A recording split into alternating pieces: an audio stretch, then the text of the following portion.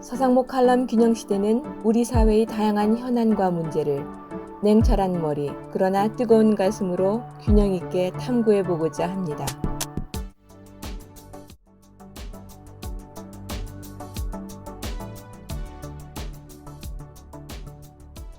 지난 4월 10일 총선에서 여당은 과반도 못 미치는 108석을 확보하는 데 그쳤습니다. 민주화가 시작된 1988년 정치권에 입문해서 오랜 기간 각종 선거를 직간접적으로 살펴본 경험을 갖고 있는 서 박사께서는 이번 총선에서 여당의 패배 원인이 어디 있다고 보십니까? 크게 한 세 가지를 지적할 수 있을 것 같습니다. 네. 하나는 공교롭게 이번 총선이 대통령 임기 거의 중간에서 실시가 됐거든요. 네. 그러니까 중간 평가 성격을 갖지 않을 수가 없게 됐죠. 네. 그러니까 대통령의 지지도가 여당의 선거 결과, 근데 아시는 대로 대통령 지지도가 별로 높지 않지 않습니까? 네. 그러니까는 여당이 어려움을 겪을 것이라는 것은 어떻게 보면 사전에 예견이 된 그런 선거였다, 이렇게 얘기할 수가 있고요. 네. 두 번째는 선거 과정에서 이렇게 악재가 많이 발생하는 건 처음 봤어요. 뭐 예를 들어서 대통령 비서실장이 선대위원장을 찾아와서 사표를 내라고 공개적으로 네. 요구를 하는 네. 이 이변이 있었고요. 네. 그리고 이종석 그 대사 같은 경우는 여하튼 수사를 받고 있는 양반을 굳이 호주 대사를 임명해서, 그것도 뭐 출국 금지도 지워가지고 내보내는, 그걸 할 필요 없는데 그런 또 그런 실수를 했고, 네. 또 시민사회 수석이 어떻게 보면 망언, 이런 것도 보통 그런 일이 일어나면 몇 시간 내로 사표를 받고 끝냅니다. 네. 근데 굉장히 오래 끌었어요. 예. 그런데 막판에 가니까 뭐 대파 사건 코미디 같은 이런 것이 이제 벌어지고, 또 이제 의료 대란이 오래 갔지 않습니까? 네. 그럼 결국은 이제 집권당의 건 마이너스거든요. 네. 그래서 참 이기기가 어려운 선거였다. 네. 이렇게 세 번째 제가 지적하고 싶은 것은 정책 부분입니다. 네. 이게 유권자 성향을 보면 보통 30%는 보수, 30% 진보, 중간 40% 보수도 될 수 있고 진보도 될 수 있는. 네. 그런데 문재인 정권이 이제 좌로만 갔거든요. 네. 그래서 정권 창출에 실패를 했죠. 네. 그러니까 근데 이제 윤석열 정부는 취임 초부터 문재인 정부하고 이제 차별화에 굉장히 이제 역점을 뒀어요. 그걸 한 첫 1년 정도만 했으면 괜찮은데, 네. 그걸 선거 때까지 2년 지속적으로 그걸 한 거예요. 네. 그러다 보니까는 사실 정부와 여당은 정책 수단을 가지고 있거든요. 네. 그래서 중도표를 잡는데 굉장히 비교 우위가 있어요. 네. 근데 그 비교 우위를 전혀 활용을 하지 않았다. 네. 근데 아시는 대로 중도표가 어디에 있습니까? 지역적으로 수도권에 있거든요. 서울, 경기, 뭐 인천. 네. 요번에 거기서 참패를 한 거예요. 다른 데서는 뭐 큰 차이가 없습니다, 여야가. 네. 그래서 그 세 가지가 굉장히 아쉽다. 그래서 그 세 가지가 더해져 가지고 이번 선거 결과를 결정을 했다, 이렇게 저는 생각을 합니다. 네, 그러시군요. 윤석열 대통령도 나름 열심히 노력을 했다. 그리고 외교안보 분야에서는 성과도 있었다로 이렇게 생각을 하고 있는데, 그럼에도 인기도가 이렇게 낮은 이유는 무엇이라고 보십니까? 윤석열 대통령도 얼마 전 국무회의 발언 보니까는 예. 열심히 했습니다. 그렇게 네, 얘기하시더라고요. 예. 근데 이제 이거는 이제 윤 대통령이 선거 경험이 대선밖에 없으시잖아요. 네. 근데 제가 이제 그 재미있는 일화가 있는데요. 네. 1992년쯤 됐습니다. 영국의 그 파이낸셜 타임스라고 가장 유명한 이제 권위 있는 언론인데, 하루는 거기 기자가 저를 인터뷰하자고 왔어요. 예. 근데 공교롭게 그 해 얼마 전에 영국도 그렇고 한국도 그렇고 선거가 있었습니다. 네. 그래서 제가 이제 먼저 말을 꺼냈어요. 영국은 민주주의 역사가 오래돼서 예. 그렇지 않을 것 같은데, 한국은 민주주의 역사가 짧아가지고 선거 때 유권자들이 이성보다는 감성으로 투표를 한다. 네. 그랬더니 아유 그 모르는 소리 하지 말래요. 영국도 선거는 유권자들이 감성으로 하지 이성으로 하지 않는다. 네. 그러고서 제가 이제 지난 30여 년간 이렇게 그 선거를 지켜보면 그 말이 진린 것 같아요. 네. 선거에서 이기려면은 유권자의 마음을 감성을 읽고 네. 거기에 대응을 하는 후보 그런 정당이 이기는 거죠. 네. 그래서 그 아시는 대로 이제 윤석열 정부의 성적표는 괜찮거든요. 네. 특히 외교 안보 분야는 저는 A학점을 주고 싶습니다. 네. 그 일본하고 거의 그 파탄 지경에 간 그 대일 관계를 완전 복원시켰거든요. 네. 그걸 바탕으로 해서 한미일 공조 체제를 아주 탄탄하게 만들었고요. 네. 또 하나 그 한 거는 그 윤석열 대통령이 백악관에 가서 뭐 노래도 부르고 그러셨잖아요. 네. 그래서 그런지 하여간 바이든 대통령이 윤석열 대통령을 정말 좋아하는 것 같아요. 그 G7 회의하는데 저기 윤석열 대통령이 있는데 반가워서 여기서 그냥 달려가더라고요. 바이든 네. 대통령이.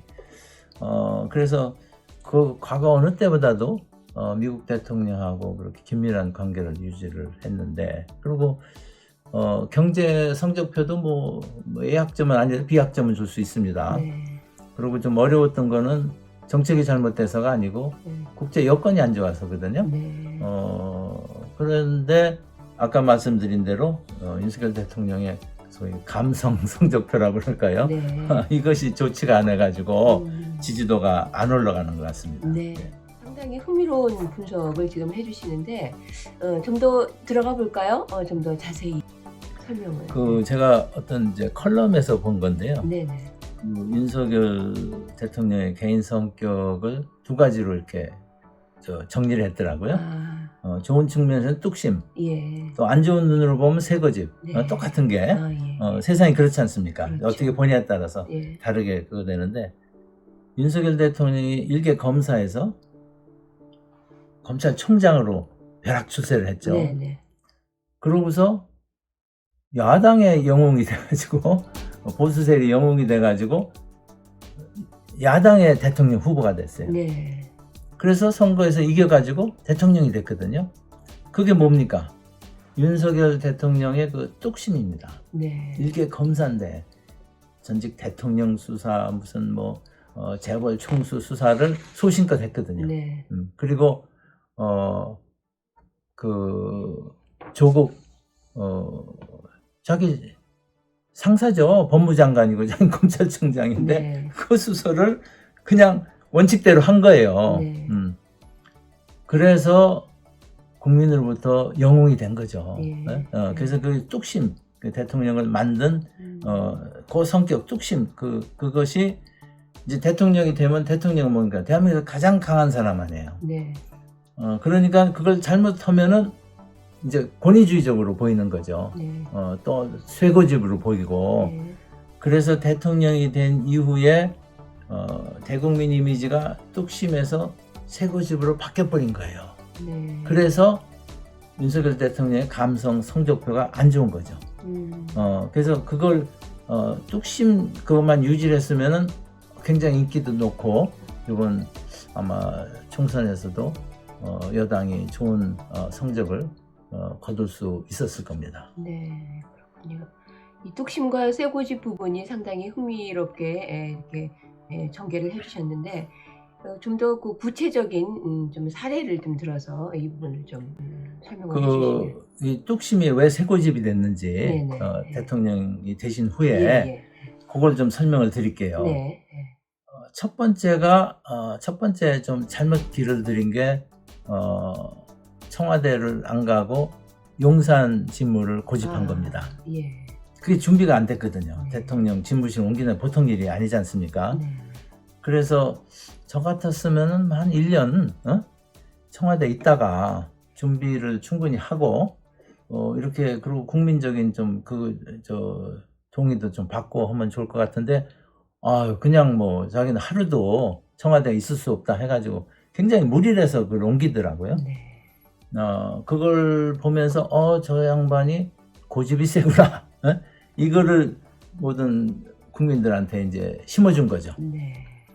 그리고 이제 결정적인 실수는 1923년 3월인가요? 있었던 당대표 선거입니다. 네.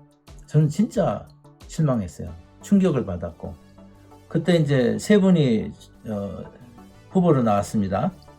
나경원 후보, 안철수 후보, 김기현 후보. 네. 다 이제 훌륭하신 분들인데.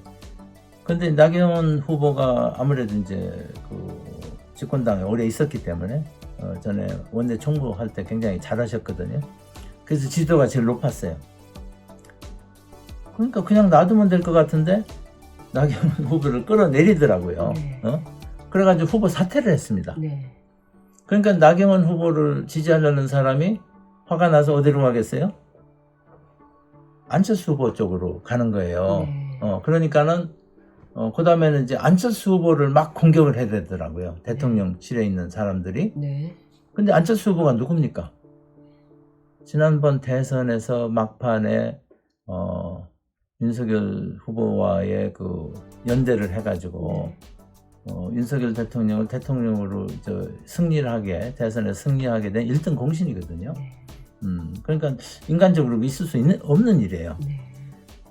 그러고서는 이제 김기현 후보가 당대표가 되니까 김기현 후보가 굉장히 초라해 보이게 됐고, 네. 그러니까 별로 당이 이제 리더십을 발휘할 수가 없게 됐고, 네. 그리고 대통령은 권위적으로 네. 이런 이걸 확실한 이미지를 거기서 심어줬다 이렇게 생각을 합니다. 그리고 네. 아까 말씀드린 선거 때 벌어진 이런 일들, 네. 이것이 이제 한동훈 위원장이 열심히 이제 상당히 인기가 좋았지 않습니까? 네. 도래하면서 좀 이제 특히 서울을 중심으로 국힘당 인기가 올라갔어요. 네. 근데 아까 그런 이제 안 좋은 사건들이 일어나면서 그게 참 불에다가 왜 물 뿌린 것 같이 네. 일어나려고 하는데 다 가라앉아 버리더라고요. 네. 네. 그래서 이렇게 선거 결과가 이렇게 됐다고 생각을 합니다. 네. 그러면 이런 총선에서 패배한 대통령과 집권당이 앞으로 취해야 할 대응 전략이 있다면 어떤 게 있겠습니까? 지금 대통령과 집권당 입장에서는 굉장히 어려운 상황입니다. 네. 근데 왜 위기가 기회라고 그러지 않습니까? 그렇죠. 네. 네. 그래서 이거를 잘 대처를 하면은 네. 다음에 승리할 수 있는. 네. 그러니까 전에도 보면은 집권당이 중간 선거에서 지고 네. 정권 재창출을 한 경우가 몇 번 있어요. 예. 그러니까 그거는 뭐냐면은 그 답은 제가 아까 말씀드린 왜 세 가지 그 요인 있지 않습니까? 네. 패배 요인. 예. 그거를 거꾸로 하면 되는 거예요. 예. 그 첫 번째가 뭡니까? 뚝심이 쇠고집으로 된 거거든요. 네. 그러니까 쇠고집을 뚝심으로 바꾸는 거예요. 예. 예. 근데 그거는 쉬운 일은 아닙니다. 네. 그게 대통령 혼자 할 수 있는 건 아니고 특히 이제 비서실장과 청와대 참모진이 도와줘야 되죠. 도와줘야. 이제 그거를 이제 하고 네. 그리고 이제 아까 이제 정책도 이렇게 보수 일변도에서 좀 이념적인 좀 실용적인 좀 방향으로 이렇게 바꾸고 그리고 지금 이제 현안이 된 이제 의료 대난 네. 이런 것도 좀 조기에 해결하는 이런 걸 보여주면은 다시 그 국민적인 지지를 얻어가지고 다음은 이제 대선이거든요. 네. 대선에서 정권 재창출을 할 수 있을 것이다. 그렇게 하려면은 아까 말씀드린 비서실장과 청와대 참모진을 대통령 신뢰를 하면서 대통령한테 민심을 전달하고 바른 얘기를 할 수 있는 그러려면 대통령한테 상당히 가까워야 되고 네. 대통령한테 완전 신임을 받아야 됩니다. 네. 그렇지 않은 사람은 대통령한테 그거 아닙니다 이런 얘기 하기가 어렵거든요. 그렇겠죠. 그리고 이제 총리는 지금 여소야대 아닙니까? 네. 그것도 뭐 굉장한 여소야대죠. 네. 그러니까 사사건건 야당이 협조 없으면 하나도 할 수 있는 일이 없는 거예요. 네. 그러니까 야당하고 소통을 하고 대화하고 설득할 수 있는 그런 능력, 그게 굉장히 중요한 그런 자격 요건이 아닌가 이렇게 생각을 합니다. 네. 이렇게 그 당대표, 와, 또 여야 영수회담의 어떤 필요성이 지금 이제 이렇게 대두가 되고 있는데 그 부분에 대해서는 어떻게 생각하십니까? 저는 영수회담은 빠를수록 좋다고 생각을 합니다. 네. 그동안 이제 취임 후 아직까지 이제 이재명 대표를 만나지 않은 거는 이재명 대표가 여러 가지 사법 리스크가 있지 않습니까? 네. 그러니까 대통령이 만나는 게 적절치 않다 생각하신 것 같은데 네. 사법 문제는 사법부에서 해결할 거거든요. 네. 그러니까는 야당 대표고 국회 171석을 가지고 있는 야당 대표이기 때문에 네. 당연히 만나서 지금 의료 대란 같은 이런 또 어떤 과제가 있거든요. 네. 그래서 이런 것도 이제 여야가 같이 목소리를 내면은 네. 해결이 됩니다. 예. 그래서 그거는 빨리 했으면 좋겠고 그런 거를 정기적으로 예. 하면 좋겠다 영수회담을. 그리고 당 대표는 지금 7월 초에 전당대회를 한다고 그래요. 네. 그거는 대통령과 대통령실은 관여하지 말아라. 전 같은 실수를 하지 말아라. 당원들이 다 현명하기 때문에 유권자가 현명하듯이 당원들도 매우 현명하다. 네. 그래서 당원들이 선택을 하게 만들면 된다. 그러니까 네. 대통령 굉장히 쉬운 거죠. 네. 알겠습니다. 지금까지 이렇게 다양한 그 국정운영 그 스타일에 대해서 말씀을 해주셨는데 정책 전문가로서 국정운영의 어떤 그 정책적 지향점 어떻게 바꾸지 않아도 되겠습니까? 한번 말씀드렸죠. 네. 바꿔야 되죠. 네. 그게 뭐냐면은 보수를 버리라는 얘기 아니에요. 보수를 네. 밑에 깔고 중도를 아울 수 있는 그 정책의 그 폭을 좀 넓혀줬으면 좋겠다. 네. 이런 생각. 예를 들어서 지금 제가 여기 이제 왼쪽에 배지를 달고 있는데요. 네. 이게 이제 유엔의 그 지속 가능 발전, 영어로 Sustainable Development라고 그러는데요. 네. 그래서 90년대 중반부터 유엔이 이렇게 균형 성장을 강조를 하고 있습니다. 균형 네. 성장. 네. 그렇기 때문에 한국도 그런 추세에 맞춰서 너무 좌건 우건 한쪽으로만 치우치면 안 되죠. 네. 문재인 정권 같이 또 너무 좌로 가도 안 되지만 네. 지금 또 윤석열 정부 지금까지 같이 또 너무 우로만 가도 바람직하지 않다고 생각을 합니다. 네. 그래서 앞으로 남은 3년간은 그동안 이제 우는 충분히 이제 보여줬기 때문에 네. 중도를 안는 이런 노력을 했으면 좋겠다 이렇게 생각을 하고요. 네. 그런 거의 하나 일환으로 네. 지속 가능 발전 법이라는 게 있습니다. 네. 그래서 대통령 직속에 지속 가능 발전 위원회를 만들게 돼 있고 네. 이것이 대통령실만 아니고 각 도, 시군, 구에 전부 다 이게 만들어져 있어요. 네. 그리고 국제적으로 이제 매년 유엔 총회를 열릴 때 각 나라가 이제 여기서 이제 얼마나 성과를 냈는지 보고를 하고 그러거든요. 네. 그래서 굉장히 중요한 위원회죠. 근데 이게 윤석열 정부 출범하면서 한 번도 이게 가동이 안 됐어요. 네. 위원 임명도 안 됐습니다. 네. 그래서 조속히 이걸 가동을 해가지고 여기서 아까 제가 말씀드린 그 중도 성향의 정책과 전략을 개발하는 산실 역할을 할 수 있도록 이렇게 할 것을 건의를 드립니다. 네, 그러시군요. 마지막으로 마무리 이 말씀을 좀 부탁드려도 될까요? 네. 예, 그 정권의 성패를 결정하는 척도가 여러 가지가 있을 겁니다. 네. 그 중에 하나가 재창출을 했느냐, 네. 네. 못했느냐가 아닌가 싶습니다. 예. 민주화 이후 쭉 한번 둘러보면 노태우 대통령은 3당 합당을 해가지고 네. 정권 재창출을 했어요. 예. 그러니까 정치적으로 성공을 한 거죠. 네. 근데 이제 그다음 된 김영삼 대통령은 대선 과정에서 이제 이회창 후보하고 이제 마찰 등이 있어가지고 네. 정권 재창출에 실패를 했어요. 네. 그러니까 정치적으로 실패를 한 거죠. 네. 그다음에 이제 김대중 대통령이 들어섰지 않습니까? 네. 근데 이분은 그때 이제 외환 위기 상황에서 굉장히 신자유주의적인 개혁을 제일 많이 했어요. 예. 그래가지고 외환 위기도 극복을 하고 그러고서 정권 재창출에 성공을 했죠. 네. 근데 노무현 정부는 조금 이제 노무현 대통령이 조금 미숙한 부분이 있어가지고 정권 재창출을 못했습니다. 네. 그래가지고 이제 그 이명박 정부가 들어섰죠. 네. 근데 이명박 정부는 실용 노선을 택해서 제가 얘기한 그 중도 노선으로 네. 그래서 보수와 진보를 다 안으려고 네. 노력을 했습니다. 그 결과 어떻게 됐어요? 박근혜 정부. 박근혜 정권 재창출을 했죠. 네. 그래서 그걸 이어받은 박근혜 정권은 다시 또 이념적, 지금 요새하고 비슷합니다. 이념적 이쪽으로 갔어요. 그러다 결국은 뭐 탄핵 뭐 나오고 해가지고 완전히 정권 재창출도 못하고 불행한 역사가 벌어졌죠. 네. 그러고서 들어선 게 이제 문재인 정부인데, 아까도 말씀드린 문재인 정부 너무 또 왼쪽으로 가가지고 예. 정권 재창출을 못하고 윤석열 정부가 들어섰습니다. 네.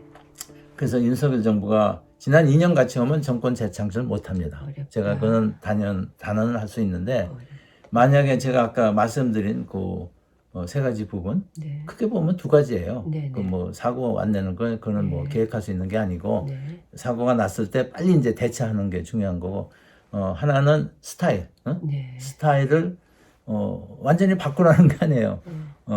그 외고집을 뚝 심으면 긍정적인 그 성격이 바뀌어집니까? 네. 근데 똑같은 성격인데 부정적인 게 아니고 긍정적으로 나타나게, 그게. 네.